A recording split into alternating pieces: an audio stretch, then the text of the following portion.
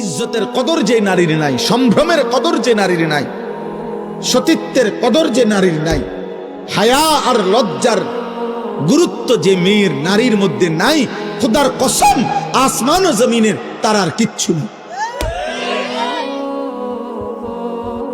আল্লাহ তাআলা পুরুষের শরীরে পরিশ্রম করার অতিরিক্ত যোগ্যতা আল্লাহ সৃষ্টিগতভাবে পুরুষের শরীরে দিয়েছেন, আর লজ্জা শরমের অতিরিক্ত যোগ্যতা সৃষ্টিগতভাবে আল্লাহ নারীর শরীরে দিয়েছেন।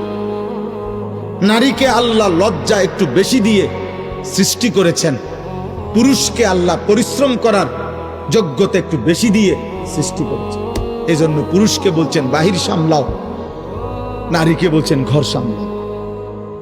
এটা জুলুম না, এটা বন্টন, এটা ইনসাফ, এটাই যৌক্তিক। এই পৃথিবীতে সব জায়গায় কর্ম বন্টন হয়, আর আল্লাহ কর্ম বন্টন করলে জুলুম হয়। বেঈমান কতগুলো নারীর স্বাধীনতার নামে, প্রগতির নামে, আধুনিকতার নামে, নারীর উন্নয়নের নামে নারীকে বুঝাইছে বেড়াইতের লগে এক লগে হাঁটতে পারলে, চলতে পারলে এটা তোমার স্বাধীনতা। ইসলাম তোমার ঠকাইছে। না না, আল্লাহর কসম না।